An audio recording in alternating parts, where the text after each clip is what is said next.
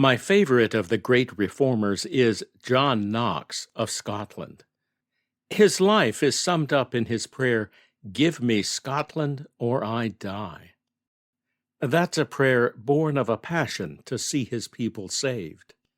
In his day, Scotland was thoroughly corrupt, from the highest circles of the aristocracy and clergy down to the common folk. Even so, there must have been a few righteous people in Scotland who prayed for God to send a deliverer. His answer was John Knox. It's hard to say whether Knox made a difference in the heart of the notorious Mary, Queen of Scots, although he preached uncompromisingly to her.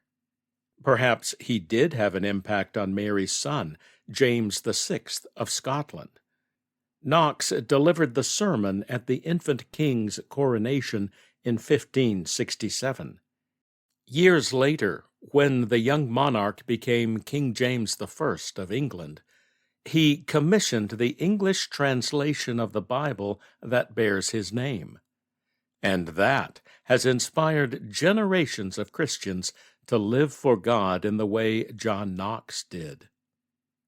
Saintly people like John Knox inspire us because they continue to intercede and to live out their righteous principles even in the face of persecution, poverty, sickness, and exclusion from society. Their assignments are always difficult, but sometimes they seem impossible, as when Jonah was called to carry God's message to Nineveh, the enemy of his nation of Israel. Similarly, Lot picked up an impossible assignment when he chose to live in the thoroughly debased city of Sodom. Nothing is impossible with God, though. Yeshua reminded the people of his day about that. He said, if the works done in Capernaum had been done in Sodom, that wicked city wouldn't have been destroyed, and that the people of Nineveh would condemn the generation of his day because they repented at Jonah's preaching.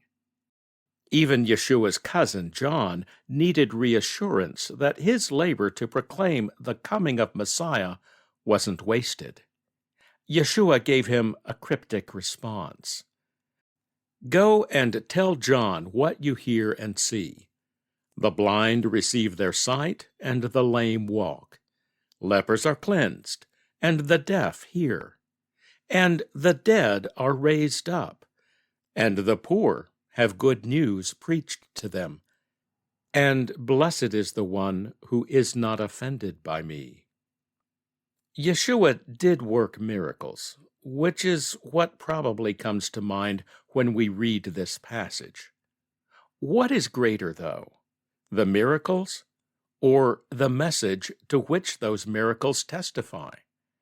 Yeshua answered that question in the way he lived out his righteous calling. He announced that calling when he read from Isaiah in the synagogue at the beginning of his ministry.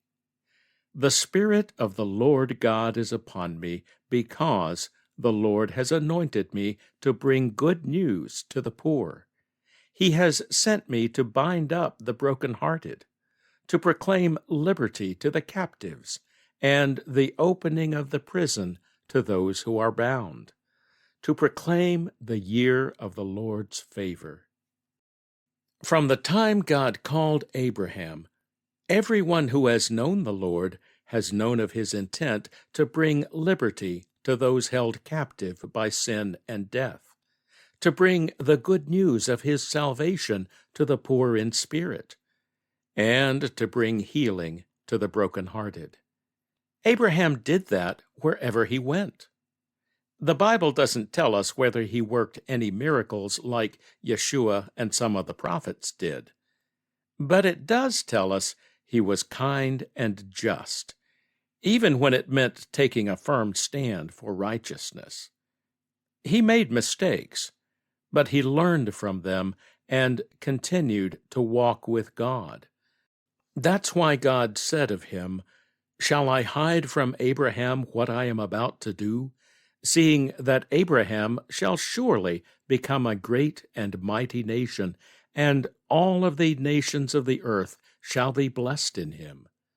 For I have chosen him, that he may command his children and his household after him to keep the way of the Lord by doing righteousness and justice, so that the Lord may bring to Abraham what he has promised him. These are the reasons God trusted Abraham with the mission to intercede for wicked Sodom on the brink of its destruction. The fact that Sodom was destroyed was no fault of Abraham's. He did what God expected by praying for mercy on the city. In the years before that, he had lived and taught God's righteous ways. Abraham's nephew Lot learned the path of righteousness from his uncle, and thus was in the position to help the Sodomites turn from their wicked ways.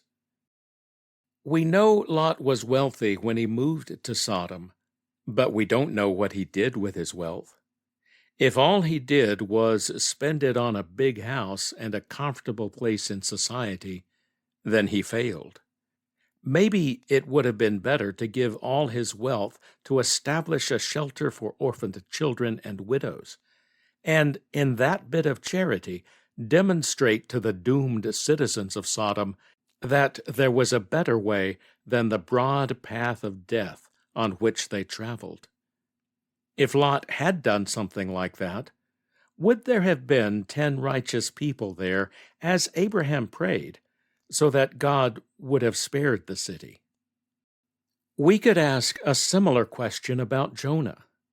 After he grudgingly delivered his message of judgment to Nineveh, why didn't he stay and help the repentant Ninevites learn the ways of the Lord so their revival could extend into future generations, and God could transform their city and nation into a force for good rather than a dreaded enemy?